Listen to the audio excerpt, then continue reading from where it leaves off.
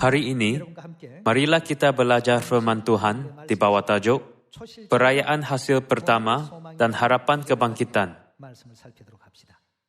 Manusia fikir bahwa segala-galanya akan berakhir sebaik sahaja mereka mati, tanpa harapan kebangkitan pun. Namun, melalui hari kebangkitan, Tuhan menyedarkan kita bahwa ada jalan bagi kita untuk diubah dan menikmati kehidupan kekal serta berkat di kerajaan surga bersama dengan Tuhan. Hari ini, saya bersyukur kepada Bapa dan Ibu Surgawi sekali lagi kerana memberikan kita berkat ini. Nama hari kebangkitan ini dalam perayaan Perjanjian Lama ialah perayaan hasil pertama. Yesus menyebut Paskah dan mati di atas salib pada hari seterusnya, yaitu pada perayaan roti tidak beragi. Dan pada hari ketiga, yaitu hari Ahad selepas hari Sabat berikutnya, dia dibangkitkan. Melalui semua proses ini, kita dapat melihat bahawa Yesus memberikan janji pada hari Paskah, berkata, "Siapa sahaja yang makan daging anak manusia dan minum darahnya mempunyai kehidupan kekal." Murid-murid sangat gembira dalam janji yang penuh berkat itu. Selepas itu, ada masa penderitaan dan kematian Yesus di atas salib. Betapa menyedihkan. Kegembiraan diberikan melalui Paskah, barulah diikuti masa penderitaan dan kesakitan melalui perayaan roti tidak beragi. Selepas itu, mereka diberikan kemuliaan kebangkitan. Kebangkitan benar-benar ialah mesej harapan yang menakjubkan bagi ahli-ahli gereja awal dan murid-murid Yesus pada masa itu. Kemana sahaja anak-anak Tuhan menyebarkan Injil, mereka menyampaikan mesej tentang kebangkitan. Orang menyangka bahawa segala-galanya akan berakhir sebaik sahaja mereka mati. Tetapi bagi orang yang mempercayai Yesus Kristus, dan pada zaman Roh Kudus ini, sesiapa yang mempercayai Bapa Kristus Ansang Hong dan Ibu Surgawi Yerusalem Baru, akan hidup walaupun mereka mati. Mesej, siapa sahaja yang hidup dan mempercayai Tuhan,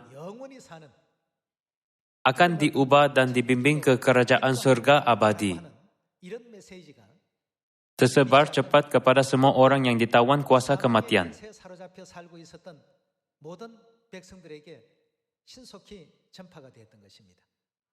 Mendengar berita tentang kebangkitan Kristus, ramai orang mempunyai harapan kebangkitan. Mereka ditakdirkan untuk mati, dirantai oleh dosa dan kematian, jadi mereka akan berfikir, sangat cepat masa berlalu. Aku sudah pun tua. Selepas aku mati, tiada apa-apa pun yang tinggal. Kehidupan manusia sangat sia-sia. Tetapi mereka mula mendapat semangat, mendengar berita tentang kebangkitan, dan kerajaan surga abadi yang datang selepas kebangkitan. Wah, inilah intipati kehidupan kita. Hidup kita yang singkat di bumi ini bukanlah intipati kehidupan. Hidup kita hanyalah kehidupan sebagai orang asing di bumi ini. Perayaan yang menyedarkan kita tentang hal ini ialah hari kebangkitan. Kita perlu mengetahui sejelasnya tentang asal-usul hari kebangkitan dan juga sebab Kristus perlu dibangkitkan dari kematian pada hari ketiga, yaitu hari Ahad. Segala-galanya mempunyai sebab yang tersendiri. Marilah mencari sebab-sebabnya dari perayaan hasil pertama. Pertama sekali, mengenai asal-usul perayaan hasil pertama pada masa Perjanjian Lama. Marilah melihat buku Keluaran bab 14 ayat 1. Berfirmanlah Tuhan kepada Musa demikian, katakanlah kepada orang Israel supaya mereka balik kembali dan berkemah di depan Pi Hahirot, antara Migdol dan laut, tepat di depan Baal Zephon, berkemahlah kamu di tepi laut. Maka Firaun akan berkata tentang orang Israel, mereka telah sesat di negeri ini, padang gurun telah mengurung mereka. Aku akan mengeraskan hati Firaun sehingga ia mengejar mereka. Dan terhadap Firaun dan seluruh pasukannya, aku akan menyatakan kemuliaanku, sehingga orang Mesir mengetahui bahwa akulah Tuhan. Lalu mereka berbuat demikian. Ketika diberitahukan kepada Raja Mesir bahwa bangsa itu telah lari, maka berubahlah hati Firaun dan pegawai-pegawainya terhadap bangsa itu. Dan berkatalah mereka, apakah yang telah kita perbuat ini? Bahwa kita membiarkan orang Israel pergi dari perbudakan kita. Kemudian ia memasang keretanya dan membawa rakyatnya serta. Ia membawa 600 kereta yang terpilih ya, segala kereta Mesir, masing-masing lengkap dengan perwiranya. Umat Israel menyambut Paskah sebaiknya. Dan malapetaka yang memusnahkan anak sulung menimpa tanah Mesir. Namun kawasan Goshen, yaitu tempat di mana umat Israel menyambut Paskah, tidak dihukum sama sekali, walaupun tempat itu ialah tanah Mesir yang sama. Semua malapetaka melepasinya. Selepas menyambut Paskah pada hari ke-14 bulan pertama, umat Israel bertolak dari tanah Mesir pada hari ke-15, yaitu perayaan roti tidak beragi. Namun selepas itu, Laut Merah menghalang mereka. Dan tentera Firaun mengejar mereka.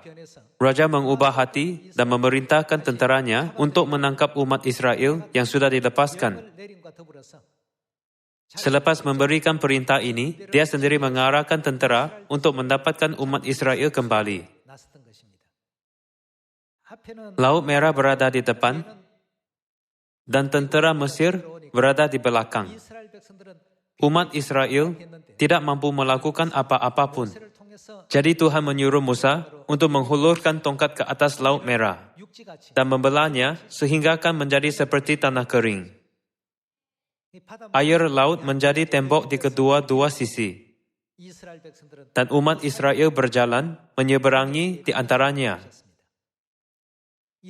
Hari mereka menyeberangi Laut Merah dengan selamat ialah hari Ahad.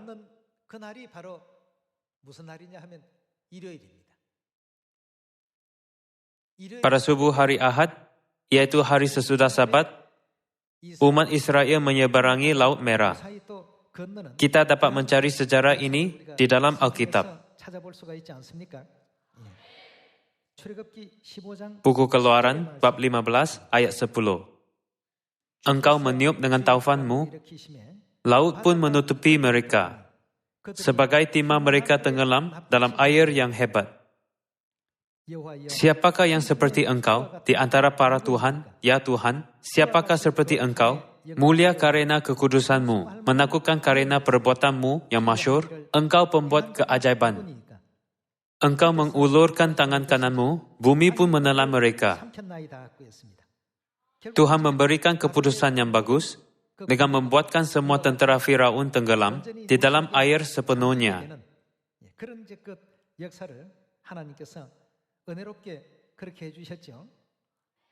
Apabila Musa menghulurkan tongkat ke atas Laut Merah, ia terbelah dan bertukar menjadi tanah kering.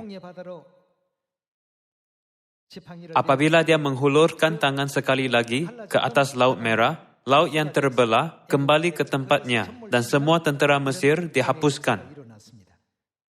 Marilah melihat buku Keluaran, bab 14 ayat 21.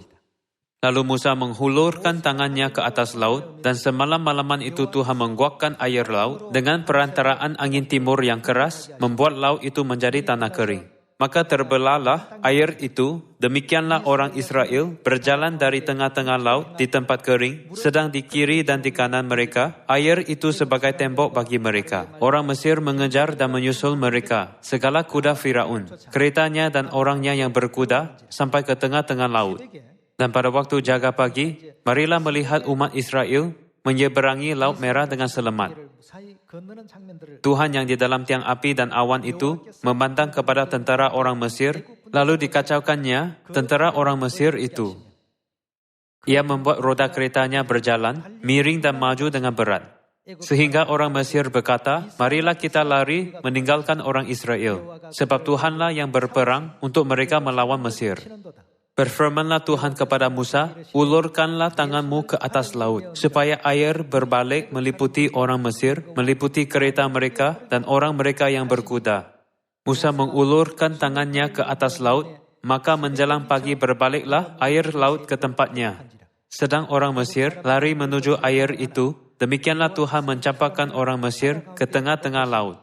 Berbaliklah segala air itu, lalu menutupi kereta dan orang berkuda dari seluruh pasukan Firaun yang telah menyusul orang Israel itu ke laut, seorang pun tidak ada yang tinggal dari mereka. Tetapi orang Israel berjalan di tempat kering dari tengah-tengah laut, sedang di kiri dan di kanan mereka, air itu sebagai tembok bagi mereka. Demikianlah pada hari itu, Tuhan menyelamatkan orang Israel dari tangan orang Mesir, dan orang Israel melihat orang Mesir mati terhantar di pantai laut. Di sini, air yang terbelah kembali ke tempatnya pada waktu subuh, dan tentara Mesir dihapuskan sepenuhnya. Sebaliknya, umat Israel dapat menyeberangi Laut Merah dengan selamat. Tuhan melakukan kerja yang sangat bagus. Agar kita dapat mengingati kerja ini, Tuhan menetapkan hari ini sebagai perayaan hasil pertama dan memerintahkan kita menyambutnya pada hari sesudah hari Sabat setiap tahun. Memandangkan kita beribadah pada hari Ahad, sesetengahnya mungkin berfikir, mengapakah gereja Tuhan juga beribadah pada hari Ahad? Orang yang tidak memahami kebenaran kita mungkin berfikir begitu. Tetapi, hari ini ialah perayaan hasil pertama, yaitu hari kebangkitan yang tiada kaitan dengan hari Sabat. Tuhan membuatkan hari kebangkitan jatuh pada hari Ahad setiap tahun. Marilah kita pastikan makna kebangkitan menghubungkan perjanjian lama dengan perjanjian baru. Marilah pergi ke buku Imamat, bab 23 ayat 9. Tuhan berfirman kepada Musa, berbicaralah kepada orang Israel dan katakan kepada mereka, apabila kamu sampai ke negeri yang akan kuberikan kepadamu dan kamu menuai hasilnya, maka kamu harus membawa apa? Membawa seberkas hasil pertama dari penuaianmu.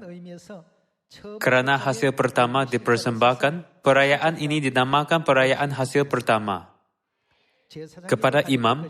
Dan imam itu haruslah mengunjukkan berkas itu di hadapan Tuhan, supaya Tuhan berkenan akan kamu. Imam harus mengunjukkannya bila? Pada hari sesudah Sabat itu. Apakah hari pada hari sesudah Sabat di antara 7 hari itu? Hari Ahad. Memandangkan hari Sabat ialah hari Sabtu, hari sesudah hari Sabtu ialah hari Ahad. Sebab itulah perayaan hasil pertama selalu disambut pada hari Ahad. Dan kerana Kristus menjadi persembahan pada perayaan hasil pertama, Dia dirancangkan untuk bangkit pada hari Ahad. Sudah pun diramalkan di dalam Alkitab pada 3.500 tahun dahulu bahawa Dia akan dibangkitkan pada hari sesudah Sabat. Ia berasal dari waktu subuh pada hari Ahad bila umat Israel menyeberangi Laut Merah. Menyeberangi Laut Merah pada waktu subuh hari Ahad menjadi asal-usulnya. Dalam upacara pada masa perjanjian lama, Tuhan membuatkan imam membawa seberkas hasil pertama pada hari sesudah Sabat dan mengunjukkannya ke arah surga. Kerana imam mengunjukkan hasil pertama, perayaan itu dipanggil sebagai perayaan persembahan unjukan. Dan kerana imam mengangkat persembahan itu, perayaan itu dipanggil sebagai perayaan persembahan angkat. Dan kerana hasil pertama dipersembahkan kepada Tuhan, ia dipanggil sebagai perayaan hasil pertama juga. Walaupun ada nama-nama berbeza, ia merujuk kepada perayaan yang sama. Tertulis, imam harus mengunjukkannya pada hari sesudah Sabat itu. Menurut ramalan ini, tertulis di dalam perjanjian baru bahawa Yesus Kristus menjadi yang sulung di antara orang yang telah meninggal.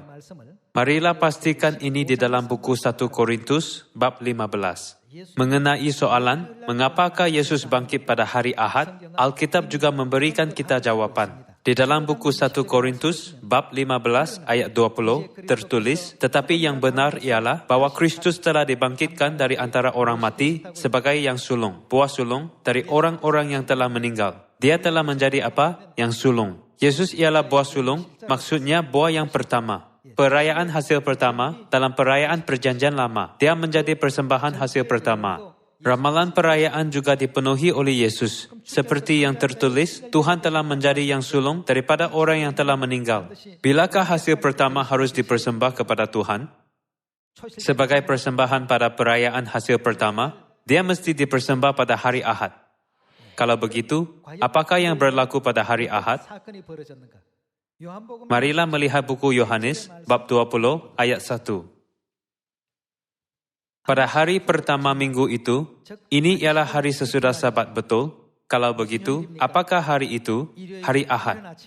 Pada hari pertama minggu itu, pagi-pagi benar, ketika hari masih gelap, pergilah Maria Magdalena ke kubur itu dan ia melihat bahwa batu telah diambil dari kubur. Ia berlari-lari mendapatkan Simon Petrus dan murid yang lain yang dikasihi Yesus dan berkata kepada mereka, Tuhan telah diambil orang dari kuburnya dan kami tidak tahu di mana ia diletakkan. Maka berangkatlah Petrus dan murid yang lain itu ke kubur. Keduanya berlari bersama-sama, tetapi murid yang lain itu berlari lebih cepat daripada Petrus, sehingga lebih dahulu sampai di kubur. Ia menjenguk ke dalam dan melihat kain kapan terletak di tanah, akan tetapi ia tidak masuk ke dalam. Maka datanglah Simon Petrus juga menyusul dia dan masuk ke dalam kubur itu. Ia melihat kain kapan terletak di tanah, sedang kain peluh yang tadinya ada di kepala Yesus tidak terletak dekat kain kapan itu, tetapi agak di samping di tempat yang lain dan sudah tergulung. Maka masuklah juga murid yang lain yang lebih dahulu sampai di kubur itu dan ia melihatnya dan percaya. Sebab selama itu mereka belum mengerti isi kitab suci yang mengatakan bahwa ia harus bangkit dari antara orang mati. Lalu pulanglah kedua murid itu ke rumah.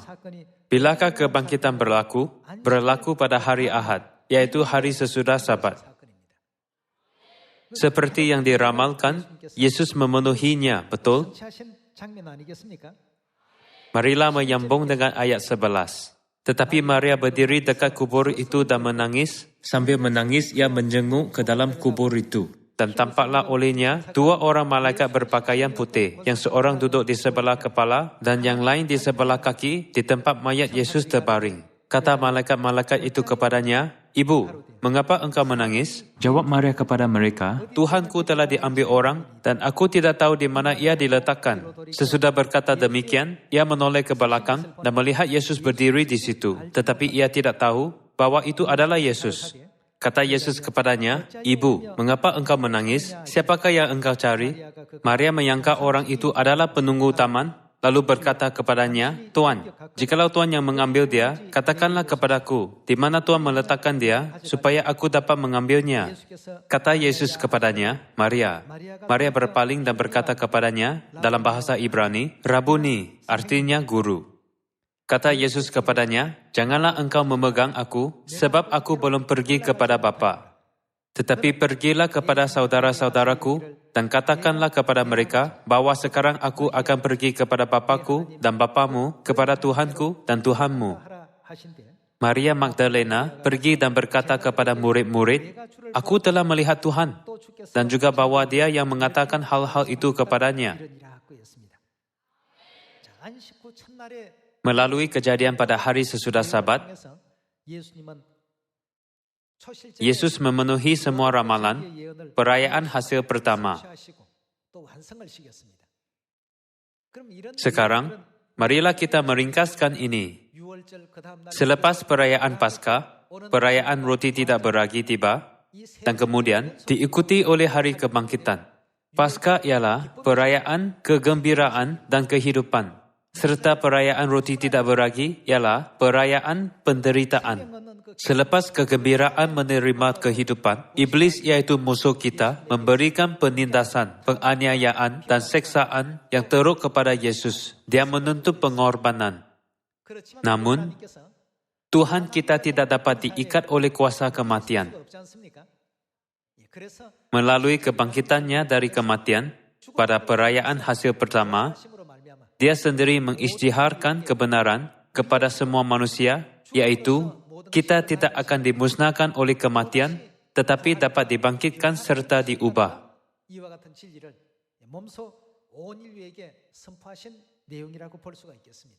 Marilah melihat buku 1 Tesalonika, bab 4, ayat 13. Selanjutnya kami tidak mau, saudara-saudara, bahwa kamu tidak mengetahui tentang mereka yang meninggal, supaya kamu jangan berduka cita seperti orang-orang lain yang tidak mempunyai pengharapan. Karena jikalau kita percaya bahwa Yesus telah mati dan telah bangkit, kita mempercayai bahwa Yesus dibangkitkan, maka kita percaya juga bahwa mereka yang telah meninggal dalam Yesus akan dikumpulkan Pada saat mereka dikumpulkan Tuhan, perkara yang menakjubkan ini akan berlaku. Mesej ini memberikan harapan dan kegembiraan kepada ahli-ahli gereja awal. Melalui bangkit dari kematian, Tuhan menunjukkan apakah yang akan berlaku kepada kita betul. Ayat 15. Ini kami katakan kepadamu dengan firman Tuhan, kita yang hidup, yang masih tinggal sampai kedatangan Tuhan, sekali-kali tidak akan mendahului mereka yang telah meninggal. Sebab pada waktu tanda diberi, yaitu pada waktu penghulu malaikat berseru, dan sangkakala Tuhan berbunyi, maka Tuhan sendiri akan turun dari surga, dan mereka yang mati dalam Kristus akan lebih dahulu bangkit. Sesudah itu, kita yang hidup, yang masih tinggal, akan diangkat bersama-sama dengan mereka dalam awan. Menyongsong Tuhan di angkasa, demikianlah kita akan selama-lamanya bersama-sama dengan Tuhan. Karena itu hiburkanlah seorang akan yang lain dengan perkataan-perkataan ini. Kebangkitan Yesus menjadi berita gembira hebat bagi semua orang yang mempercayainya tetapi menggeletar ketakutan. Jadi, dalam penganiayaan dan mati syahid, mereka berfikir, walaupun badanku menderita sementara dan lenyap, roh aku akan pergi kepada Tuhan selepas kebangkitan. Mereka selalu mempunyai harapan kebangkitan, dan ini membantu mereka berdiri teguh dalam iman. Mereka mempunyai iman yang cukup kuat untuk mengikut jalan salib Kristus, bahkan sanggup mati pun. Kita dapat melihat iman mereka yang teguh di dalam buku 1 Tesalonika bab 4. Dikatakan orang yang mati akan dihidupkan kembali, dan mereka menyongsong Tuhan di angkasa, serta akan hidup bersama dengan Tuhan di dunia abadi yang dipenuhi kegembiraan dan kegirangan baru setiap hari. Memandangkan hati dipenuhi iman yang sebegitu teguh, mereka tidak goyah, tidak kira betapa teruknya dianiaya, tetapi memegang iman sehingga akhir, walaupun Maharaja-Maharaja Rom yang mempunyai semua kuasa di dunia, mengancam agar tidak mempercayai Yesus dan semua orang mempersendahkan mereka. Pada zaman ini, janganlah kita kehilangan iman dalam kebangkitan juga. Umat Tuhan akan dibangkitkan serta diubah.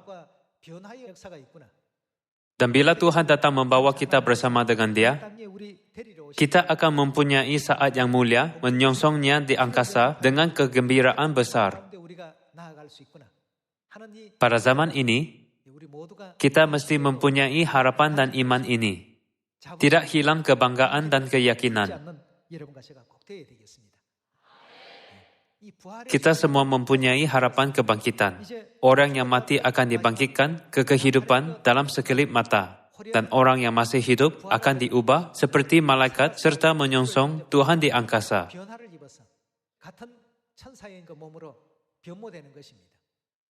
Kita akan menyongsong Tuhan di angkasa dan hidup bersama dengan Dia buat selama-lama di kerajaannya. Meninggalkan semua kesakitan, penderitaan, serta kesedihan di belakang. Kita semua akan menjalani kehidupan yang begitu hebat dengan kegembiraan dan kegirangan baru yang akan Tuhan bawakan kepada kita setiap hari. Ahli-ahli di gereja awal telah kecewa, berputus asa dan menjadi tawar hati disebabkan pengorbanan Kristus di atas salib. Namun, melalui kebangkitannya pada hari itu, Dia memberikan semangat iman dan kebanggaan terhadap jiwa mereka. Hari itu ialah hari kebangkitan ini.